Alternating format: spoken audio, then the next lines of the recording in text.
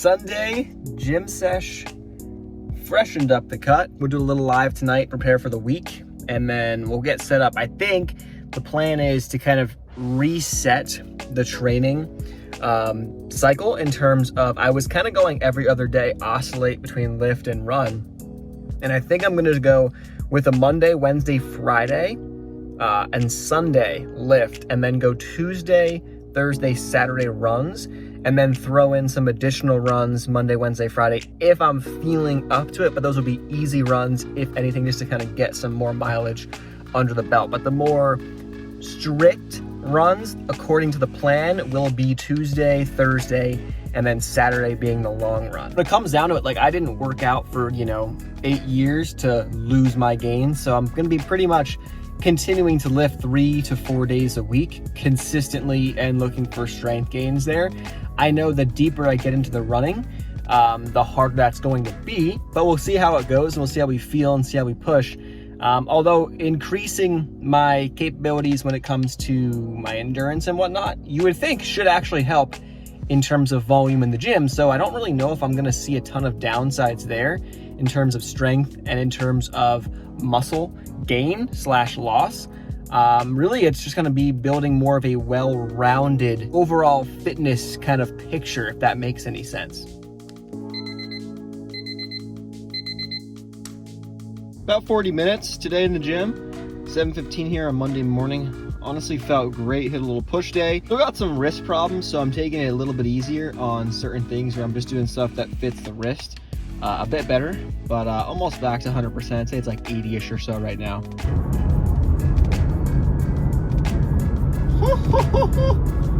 What a start to the week. Look at that.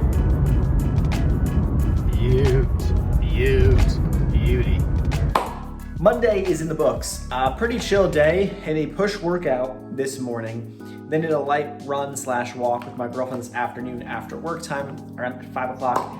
We did take one trade today. It was kind of a decent day, I think, because I hit one and done, and although it was a tiny size, I wasn't expecting much. We got Tesla earnings. I played Tesla. That's really what it was. And it broke out over my hourly level. We talked about it on the live stream on, later on in the day. And that was it. Then I pretty much focused on a bunch of other work that I had to do. I kind of, got a bunch of other videos done for separate things that are not YouTube related that I had to do and take care of. And then filmed a video on the Stock Trends channel and posted that up, and then did a couple things ad work wise. Tomorrow I got a lot of editing to do, but pretty chill day today. Tomorrow we got to run in. We're gonna do a 5-miler, easy. And then the plan is to go with Tuesday, Thursday runs, and then anything on Monday, Wednesday, Friday will be kind of like chill in the afternoon, just extra, very, very light. Tuesday, Thursday runs, and then we go Monday, Wednesday, Friday, Sunday gym. And Sunday is an optional gym day. What I'm gonna do is I pretty much structure my gym days where I go push, pull, like that's it. But inside of a push day, I'm doing like leg press work and calves. And in a pull day, I'll be doing hamstring curl work and leg extensions. So I'm hitting legs on those days. It's just intertwined in the push and pull day. That's how I do it. It makes it easier to split up and give my rest time for upper body muscles, which I think is pretty nice. And so yeah, it's at least 3 days a week lifting and at least 3 days a week running strictly. And then we can add in additional days if needed on the runs just for extra stuff. I think I'm gonna do that more strictly once we get to the back half. So I'm kind of breaking the training up into 2 10-week cycles where I go hard 10 weeks, have kind of like a deload, chill week, then go hard 10 weeks, and then have the final week leading up into the actual race. That's the plan. So that's that. And then tomorrow what I wanna do is I wanna talk a little bit more about the Robinhood portfolio and what the goals are in that portfolio, what the intentions are, because each position has an intention, and then essentially break that down this week to see where we're at in there. Go-to breakfast number 2. I'm gonna do this one time and one time only. So if I've not eaten the breakfast that I've got in the last video in this series, it's gonna be this one, and it's these two back and forth. They're very similar. Okay, So in the pan, we've got 2 chicken maple sausages. If you want to put 3, if you want to put none, if you want to put 6, it's completely up to you. You can make these separately and put them aside, or you can leave them in the pan. It doesn't really matter, it's gonna essentially give you the same result. But we got 2 of those. We've got a blueberry bagel right there, about to toast it. You gotta toast it very lightly, so you shouldn't see like, you know, the black toast marks and all that stuff. It should not be burnt. Do not even get it close to burnt. It should be barely visible that it's even toasted. Just warm it up, okay? Got 2 eggs. We're gonna take those 2 eggs, we're gonna put them in here. We're gonna put some egg beaters, so extra protein, and it's just essentially, egg beaters have a better texture than just egg whites. They have a couple additives in there that add to it to make it thicker, but I think that they taste better than just egg whites, but there is just 5 grams of protein, no carbs, no fat, nothing, it's just protein. That plus this guy right here. A little bit of cheese, salt and pepper, salt that up pretty nicely, especially if I'm sweating a lot. If you're sweating a lot, which I do a lot of, running outside now, so I sweat a shit ton, so I am to salt it up a lot to replenish electrolytes, all that great stuff. Then what we're gonna do is we're gonna do something nuts after that, okay? So I'll show you how it works once we get to that step. Okay, so when I say lightly toasted, this is honestly even too much, but this is fine. The bottom is nice and soft, and there's a little bit of toast on the top, I guess, of the bagel. So the sausage is in there. If you prefer it a different way, experiment. You can take the sausage out. What I'm gonna do right now, you can use butter, I'm gonna use olive oil spray. Doesn't really matter, just to make sure we've got a greased pan. So I'm gonna mix this up, scramble the eggs and the egg white mixture. Now I'm just gonna throw it right on top of the pan, okay? So, move the sausage so that they're like kind of close together, ideally. And then you gotta maneuver some of the eggs to the spots on the pan that don't fit. Great. The thing is though, the pan needs to be able to fit the entire bagel, like cut in half. Both sides have to fit in the pan. You can do it other ways, but ideally you wanna fit both sides of the bagel face down in the pan. So make sure your pan is big enough for that. If it's not gonna be perfect, but you can of course alter this if you have to. Okay, then I dropped the heat down to low. So now we are on super low. So now this is gonna just take its nice sweet time to cook, but you can already see the eggs are starting to cook. What you then wanna do is you wanna take your bagel, okay? Give it like a minute or so, depends upon how much it's cooking. If it starts to cook and there's no more liquid on the top of the eggs, like you waited too long, and there should be a little bit of liquid so it can soak the bagel. What you're gonna take is the bagel and you're going to put it face down, okay, 1/2 on top of the sausage section of the eggs and the other half on top of the eggs, okay? That is how you do it. Okay, so second piece of the bagel, second side is going in. You can kind of see that we got the 2 sides. One's a little elevated because it's on top of the sausage. Ideally, you'd want to have the sausage, or it could be bacon. It could be something that's super thin, like breakfast meat or whatever you want to stuff inside the sandwich. You can kind of see what we're going at here, right? We're making a sandwich all in one shot. Now, my pan's a little bit larger. If it was like a tiny bit smaller, it would be perfect for this, but same deal, it's the same thing, I don't really care. And here we got our Whole Foods juice. Gonna be sucking that down as well.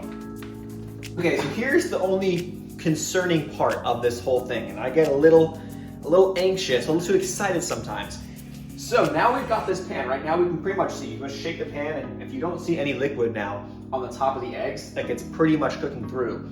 So now what you're gonna do is you're going to scoop this and you're going to flip the entire thing. It's not an easy task, don't get me wrong, but it's something that has to be done for this to work perfectly. You gotta grease the pan, because if you can't get under these eggs, you're fucked. So now I'm gonna go underneath. I'm gonna try to get underneath the first half and then a little bit of the second half. I might use my hands for a tiny bit. Get this bad boy over. I jump a little bit. I get a little, anxious. So just, I get a little too excited sometimes. Here we go. Woo! That was pretty solid. So no breaks, no cracks. You did a good job. Now, here's where, if you took the sausage off or you made bacon on the side or you have other meats or other things that you want to put in, it could be vegetables, it could be, peppers, I don't know, onions, whatever you want to put inside this stuff. Now, here's what you do, is now you put it right here. So now you've got the open bagels that you can pretty much see what I'm going to do. I'm going to go like this, and we're going to have a sandwich. So, if I want a little bit extra cheese, which I'm going to add a little bit extra cheese, I'm going to do that. So now what I'm going to do is toss the cheese on the middle right here. Of course, the sausage is kind of like cooked in already to the egg, so it's in there pretty good. It's not gonna slide out and all that shit, which is what sucks about a breakfast sandwich, right? This shit slides out. So the important part is the cheese could help bind to what other things you're putting on the middle. In this case, I'm not adding the sausage is already on, but if I want to add other stuff, let's say avocado or stuff like that, which I will do right now in the morning. I try not to, like I went to the gym just before, but I try not to eat a ton of calories because then I'm slowed down and tired and stuff. So for me, this is fine. But if it was a day where like, you know, it was a Saturday or Sunday, I had done a run or something and I'm like super hungry, I'll add a ton of shit to the middle of this thing and just load it up. Now all we're doing really is the cheese is melting on the top because that was the hot part of the eggs that was cooked at the bottom. And now we're letting the bottom kind of heat up, and this way it's not like kind of wet on the eggs, but ideally the eggs are pretty much cooked anyway. So if you like your eggs more runny and wet, then you know you're good to go. You take it off whenever you want. The key is if you put it on low, you're not gonna burn them. If you burn the eggs, it's not gonna be great. So you don't wanna burn the eggs, and you don't wanna have too much where the bottom cooks like black and then the top is uncooked, right? So you don't want to have that problem. So that's why you want to have a pan that's like pretty large that can fit 2 bagels, right, on the pan, but also you don't want to have the amount of eggs like this deep. Like you want them to be like pretty much like, you know, that thickness on the pan, so you're not, you know, trying to cook through a ton of egg. Okay, final step. I'm gonna take this side, flip it over. It's not that big of a deal if you mess it up a little bit, right? Flatten it down, turn off the burner. What I could then do is even flip it back over to this side, make it look pretty, whatever I want to do, and then pop this bad boy into the plate and you're done. Now the only thing is that you got these little, like I call them wings, these little wings to the side here. Just cut them off. What I like to do first is cut these guys off and then eat these pieces of egg first, and then I got a sandwich after. It's pretty hot, so let it sit for a little bit so you don't burn yourself. I tend to do that all the time. I'm just so hungry, I just dive right in and my mouth is burning, I can't forget it. But that's how it's done, guys. And this is a staple in the routine. It's either this one or the tacos. If I don't have any tortillas, then it's gonna be this.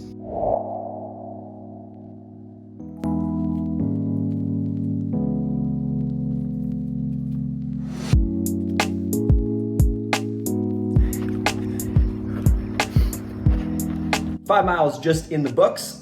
Easy run today. In 2 days, we're gonna do 5 again, do the same exact route and try to beat the time. I did like an average like 9:30 pace, which is like right in line with like my easy run status.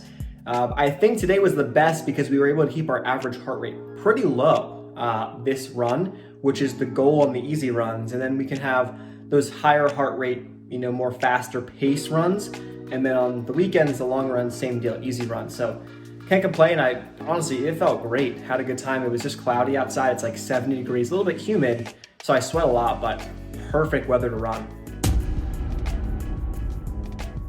Okay, so I said we're going to talk about this portfolio, and it is now time to talk about the portfolio. It currently sits at around $9,400 or so, and the market is now open, so we're moving around. It's going to keep moving as we talk. I want to kind of talk about the core of this portfolio really quick, and I don't want to give this, you know, too long. Not much has really changed. All these right here, these sell on these calls are me selling covered calls. I'm just trying to cash flow a few bucks a week or a month, you know, and that's additional dividend payments essentially in this portfolio. We have 2 hedges, or actually 3 hedges right now. We have a hedge on AI in case that thing was to dump down and the market was to dump down. The market's not dumping down, so this is actually down about 50% or 40%, something like that as of now. But I will hold it to 0 because it is intended to be a hedge through the month of May for about another month. We have MRO puts, Oxy puts. These are hedges in oil positions out about a year, less than a year now, about 9 months or so, maybe even 8 months. And so I have these on there. Those are also somewhat downside protection as well. If they break above some levels that I have set, I will exit these as their charts would invalidate the downside thesis. They are actually doing fine, so I'm leaving it alone.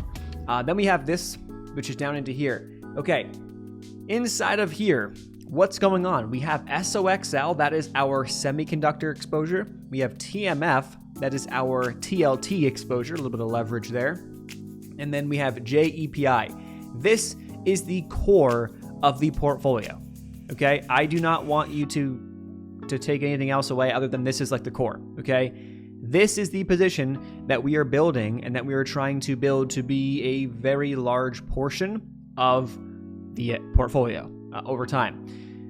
So how are we going to do that? Well, what is this first one? What does it do? Well, they pay a dividend every single month, and then essentially this gets split up into 12 parts. Give it around 1% or so of your position every month is what you can kind of average, call it that. So I'm currently at 109.6 shares, and what I have on this guy is a couple things set up. So down here at the bottom where it says recurring investments, I have JEPI. I have it recurring every first of the month. Automatically buys $50 worth. This is a number that I can increase over time, but I'm just doing 50 for now, just to make sure it's on the back burner. I don't forget about it and it's doing its job. So I'm always gonna be buying about a share a month. On top of that, I'm getting about a share a month in dividends. So that share a month in dividends gets reinvested back in. So we're adding about 2 shares a month to JEPI right now. Ideally, I want to get that to 3, to 4, to 5, so that we can really build that snowball and have a nice fat dividend payout, okay? Every single month, which is really cool. So we have our long exposure there, okay? If the market wants to keep rallying, we have semiconductor exposure. It's been one of the strongest sectors this past couple months. We're there. We're selling covered calls on all these, by the way. We've got our recession protection here in bonds, okay? If TLT goes up, rates come down, TMF is going to go up a lot. Okay, so we got our recession protection there. We've got our silver exposure here. Here's AGQ. We're actually up 44%. I'm considering getting rid of this at some point. However, we'll see what we want to do, and we'll be watching the US dollar closely. If the US dollar remains weak, I will stay here and sell covered calls, and I don't really have a need to jump out of this one. So we're up like $1,000 on it as of now over the past couple of months. Okay. So then we have TSLL. We've got our Tesla exposure. Tesla's pretty straightforward to me. Go back to my charts over here. Tesla has earnings coming up, and by the time this video is posted, you're going to know what I'm going to be doing. If it holds this level, this blue line, I will stay in. If it does not, I will get out because I've already sold a decent amount. I'm up 57% on this current position, and I've already sold a decent amount of what I had prior. So selling covered calls in the meantime. And if it wants to hold that and go higher, great. It's 1.5 leverage Tesla. That's what TSLL is. So it's a little bit of a cheaper way to get Tesla exposure and a way to sell covered calls without having to buy 100 shares of Tesla. You can only pay $1,000 or so and get 100 shares of this thing. That's what I have it for. So that's that. I don't actually have any Ethereum. It's like a tiny, tiny amount, but I just couldn't sell it all. That's the portfolio. That's it. As of right now, it's pretty straightforward, pretty simple. Everything we do, I want to make that very, very clear. Everything we do here outside of this portfolio, for example, the Webull stuff and the future stuff, has the intention to ultimately funnel money into this if we can make money in those other portfolios through day trades and swings and whatever. So that's the plan, but this is the core of the challenge or of the goal to get to 100K. We're trying to get this portfolio to 100K, and I want to take you guys along for the ride in doing so. Future me, this video is going a little too long, so I do not want to waste too much of your time in one video. I'm going to split this video up into 2. We're going to drop one today and the next one in a couple of days, so they're a little bit more easy to digest and they're not super long and drawn out. So that's what I'm going to do. We're looking for at least one a week, but if they are long, I'll cut it up and I'll post one on like Tuesday of that coming week. So I'll do one on the weekend and then one on the Tuesday. So thank you guys so much for watching. Hope this video was somewhat helpful or maybe a little bit entertaining. And I appreciate every single one of you sticking around to this point in the video. Peace.